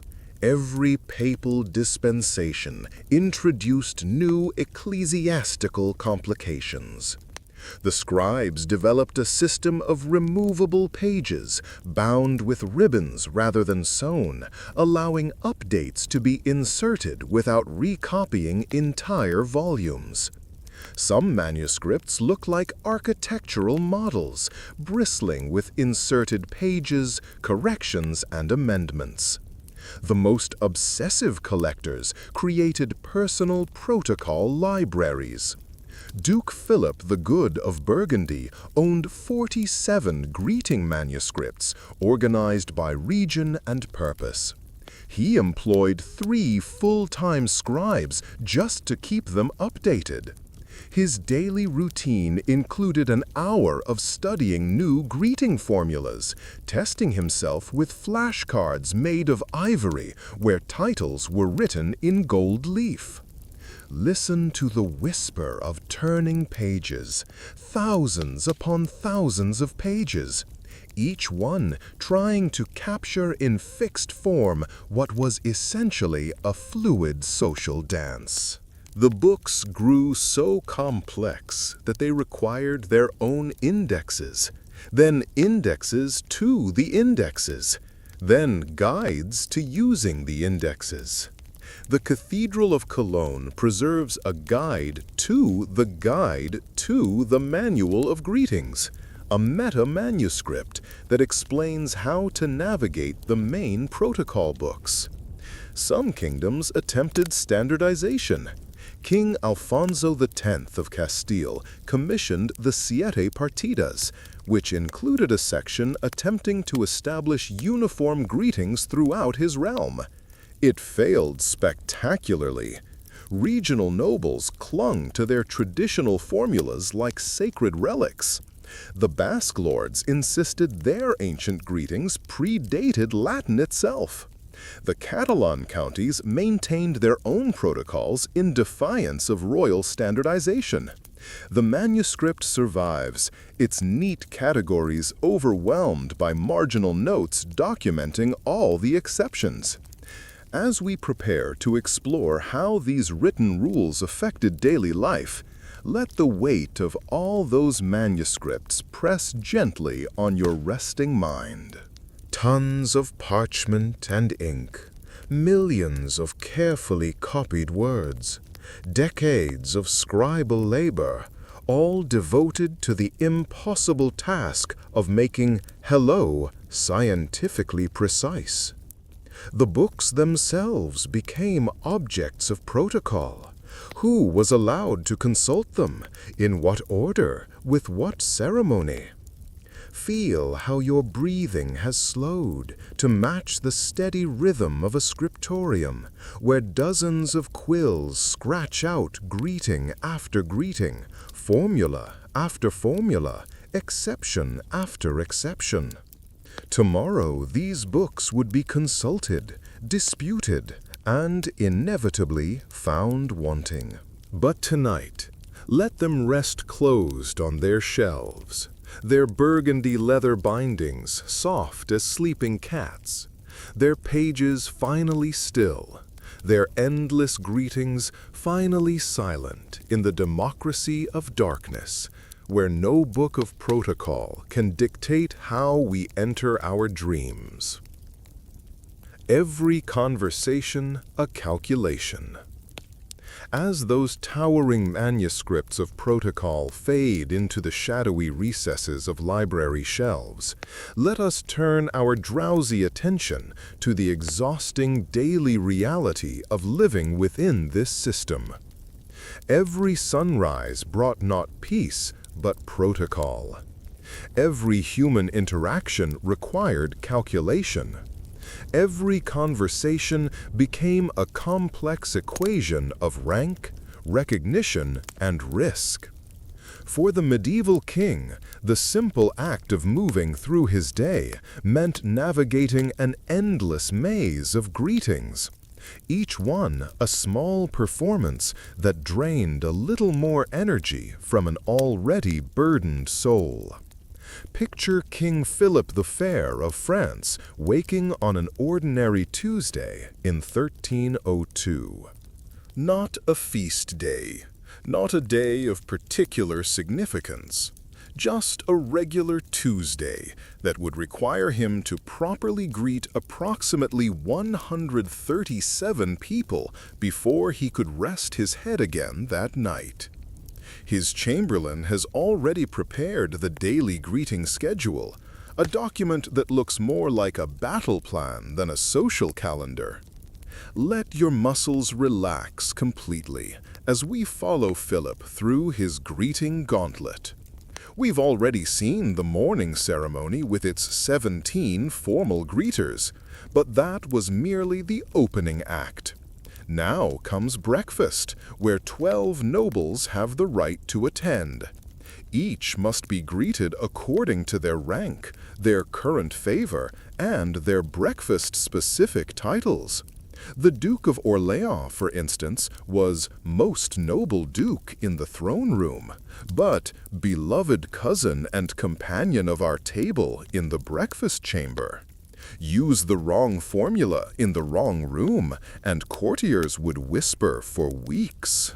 The mental exhaustion begins to show by mid-morning. Philip must meet with his council, 15 men, each requiring individual acknowledgement. But here's where it becomes truly draining. The order of greeting must reflect current political realities. The Bishop of Paris usually ranks fourth, but he's currently supporting the king against the Pope, so he must be greeted second to show favor. The Count of Flanders typically ranks second, but he's suspected of correspondence with England, so he must be subtly demoted to fifth. Each greeting becomes a political statement. Each good morning, a small chess move in the great game of power. Breathe deeply and feel the weight of constant calculation. By noon, Philip has performed 63 distinct greetings. His jaw aches from maintaining the appropriate royal expression, serious but not grim, benevolent but not familiar, majestic but not arrogant. Breathe deeply and feel the rate of constant calculation. By noon, Philip has performed 63 distinct greetings. His jaw aches from maintaining the appropriate royal expression, serious but not grim, benevolent but not arrogant. His voice has taken on the hollow quality of an echo, words emerging without thought or feeling. Most faithful counselor, beloved cousin, reverend father. The phrases flow like water from a fountain, constant and meaningless. The afternoon brings foreign ambassadors, each representing a different greeting challenge. The Aragonese envoy expects Catalan courtesies. The Venetian ambassador requires the elaborate circumlocutions of republican dignity. The English delegate insists on Latin formulas that Philip struggles to pronounce correctly. His interpreter whispers corrections, but Philip must pretend he needs no help. A king who stumbles over greetings appears weak, and weakness invites challenge. By evening, exhaustion creeps through Philip's bones like winter cold through stone walls. But the day is far from over. Now comes the formal dinner, where 40 nobles gather, each requiring acknowledgement. The greeting order at dinner differs from morning or afternoon protocols. Ecclesiastical ranks take precedence during the blessing, but yield to secular titles once eating begins. Philip must remember that the Archbishop of Sens, greeted as Most Reverend Father before the meal, becomes simply Lord Archbishop. Let your eyelids grow heavy as you imagine the crushing tedium of it all. Every day, the same faces requiring the same words in the same order. Philip once confided to his confessor that he sometimes forgot his own name amid the flood of titles he must speak and respond to. "I am become a speaking scroll," he said, unrolling the same words again and again until they lose all meaning. The private moments offered no relief.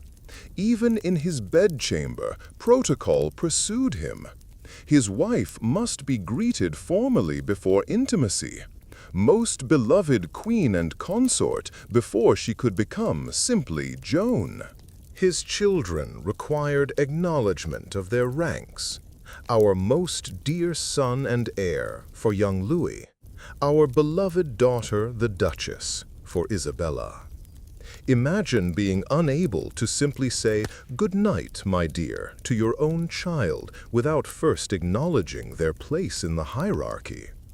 Some kings developed coping mechanisms that reveal the deep psychological toll. Edward II of England created a private language with his closest companions, nonsense words that carried no rank or protocol. For a few precious minutes each day, he could speak without calculation. Charles VI of France, during his periods of madness, would refuse all titles, insisting everyone was named Georges and equal in rank. His courtiers, horrified but helpless, would play along until the fit passed. Feel how your breathing has synchronized with the rhythmic exhaustion of royal routine.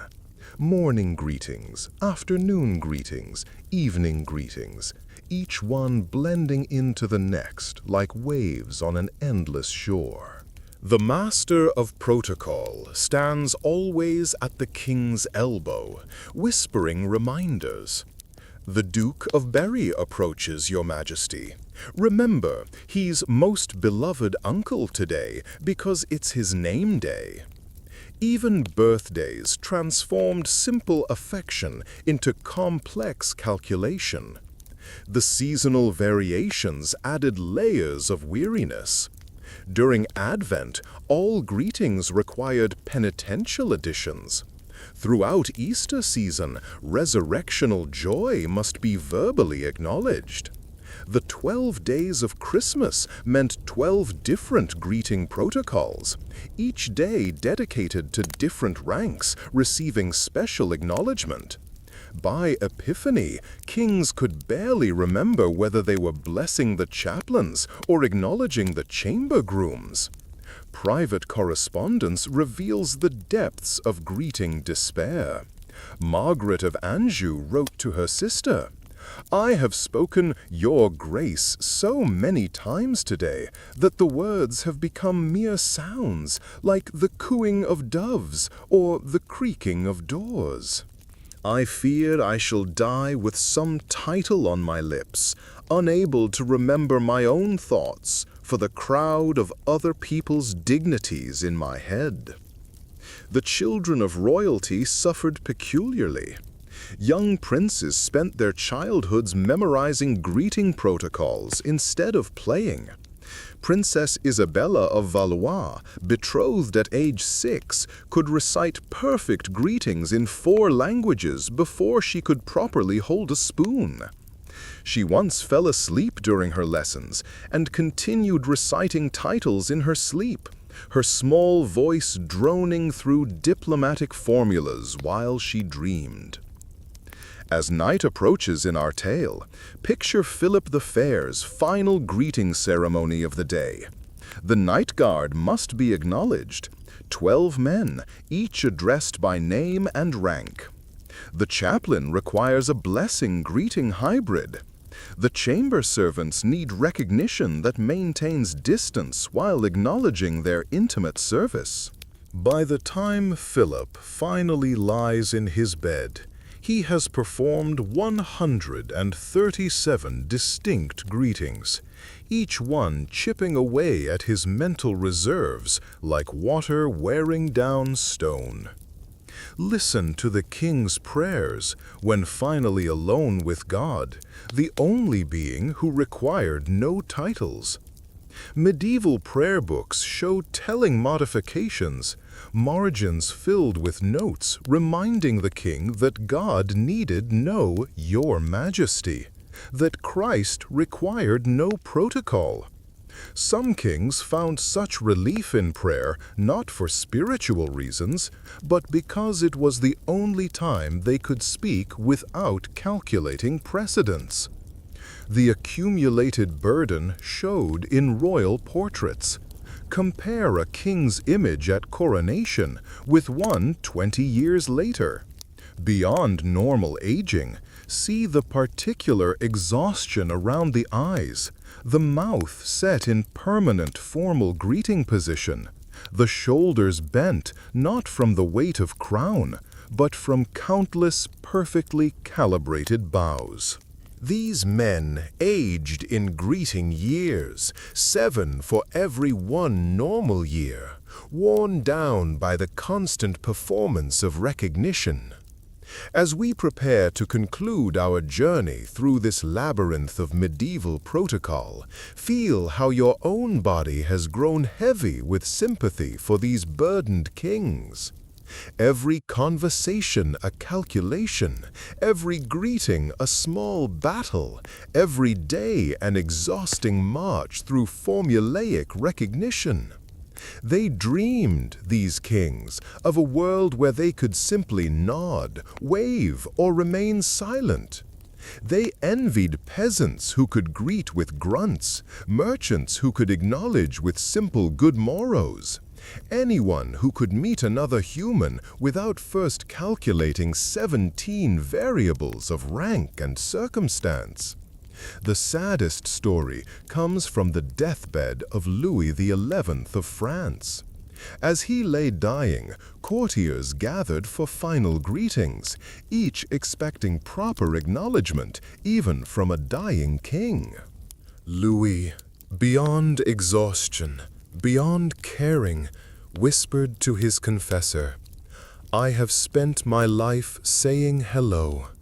Let me at least die in silence." But even this was denied.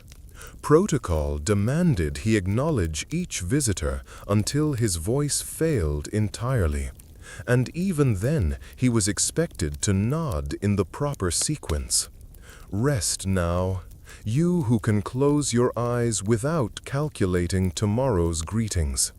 Let sleep claim you without protocol, without precedence, without the terrible burden of endless acknowledgement. In dreams, at least, we are all equal, all silent, all free from the exhausting obligation to transform every human encounter into a ceremony. The kings of old never knew such freedom, but you can claim it tonight, sinking into blessed unconsciousness, where no titles matter, and silence is not a breach of protocol, but a gift of peace, where all are equal in slumber. And so, dear friend, we arrive at the end of our drowsy journey through the exhausting world of medieval greetings, where every hello required a handbook and every goodbye demanded a genealogy. As your breathing has grown deep and steady through our tales of titles and protocols, perhaps you've already begun to drift toward that blessed realm where no introductions are required, where silence needs no excuse, where rest comes without rank or recognition. Consider for a moment the beautiful irony that while kings and nobles tangled themselves in verbal knots of precedence, a simple peasant could greet his neighbor with a grunt and a nod, communicating everything necessary in the democratic simplicity of shared labor. "Mornin', John." "Aye, William." 2 words that accomplished what nobles needed 200 to achieve.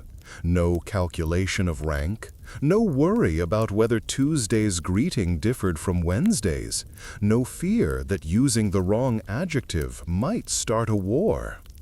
Let your mind float like a feather on still air as we acknowledge what remains of these elaborate protocols in our modern world. We still say "Your Majesty" to the few remaining monarchs, though most of us will never need to. We still wrestle with whether to call someone doctor or professor, Ms. or Mrs., though the stakes no longer include potential dueling or diplomatic disaster. The anxious pause before addressing someone important, that tiny moment of calculation, echoes 7 centuries later from the throne rooms of medieval Europe. But here, in this quiet moment before sleep claims you completely, recognize the profound gift of simplicity you possess. You can meet a stranger and simply say hello without needing to know their ancestry, their allegiances, or their approximate position in an invisible hierarchy. You can greet friends with warmth, unfiltered by formula. Family with affection, unstructured by protocol. Your words can match your feelings without first passing through the elaborate machinery of medieval precedents. The stories we've shared tonight of Byzantine sebastocrators and French monseigneurs, of morning greeting ceremonies and diplomatic disasters on London Bridge, they seem almost dreamlike now, don't they? Like something from a fairy tale where words held magical power to elevate or destroy. Yet for those who lived within that system, the burden was as real as stone, as heavy as armor, as exhausting as any physical labor. feel how your body has grown wonderfully heavy against your bed, free from the need to maintain perfect posture for greeting ceremonies. Your face relaxes into whatever expression comes naturally, without calculating the precise blend of benevolence and authority required for acknowledging a duke versus a count. Your voice, should you choose to speak, can emerge in its natural tone, without modulating for rank or occasion. In the democracy of sleep that approaches, all are equal. The emperor and the peasant, the pope and the pilgrim, the duke and the dairymaid, all enter the realm of dreams through the same gateless gate, requiring no password but weariness, no title but sleeper. Here, in this space between waking and sleeping, you outrank every medieval monarch simply by virtue of your freedom from their elaborate verbal chains. The master heralds with their trained voices fall silent. The protocol books close their illuminated pages. The greeting specialists put away their charts and mnemonics. Even the most dignified nobles must eventually close their eyes and surrender their titles to the night. Your grace becomes simply breathing. Most illustrious lord dissolves into darkness. Serene highness settles into the profound serenity of rest. Let the last echoes of those endless greetings fade now. Basileus, Sebastos, Monseigneur, your grace, most noble, most excellent, most serene. Let them blur together like watercolors in rain, losing their sharp edges and careful distinctions. They are just sounds now, just vibrations in the air, no more meaningful than wind in leaves or waves on distant shores. You have been a patient companion through this journey into the maze of medieval protocol. You've witnessed the mourning ceremonies that exhausted kings before their day began. You've seen diplomatic disasters born from missing adjectives. You felt the weight of books trying to capture in ink what was essentially uncapturable. You've sympathized with those poor souls who spent their lives calculating greetings instead of simply living. Now, as sleep's gentle kingdom opens before you, accept your own title, the only one that matters tonight.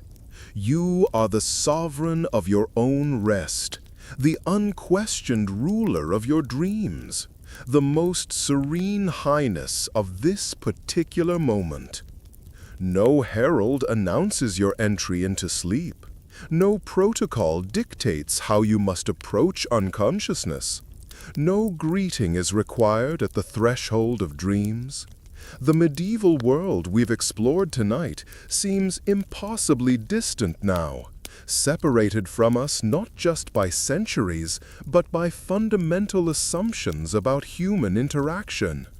Yet, perhaps, in your dreams, you might find yourself in a great throne room where everyone forgets the proper greetings and simply laugh at the beautiful absurdity of it all, where kings and peasants discover they can communicate perfectly well with smiles and gestures, where the great books of protocol transform into pillows, soft and supportive and silent. Rest now, free from rank and recognition. Let your last conscious thought be gratitude for the simplicity of your own life, where hello is just hello, where goodbye needs no calculation, where sleep comes not as a ceremony, but as a friend. The kings and nobles of old have long since put down their burdens of greeting. Tonight, you can lay down yours as well, whatever they might be. Sleep now your restfulness. Sleep deeply, most drowsy reader. Sleep well, sovereign of this peaceful moment. Or simply sleep.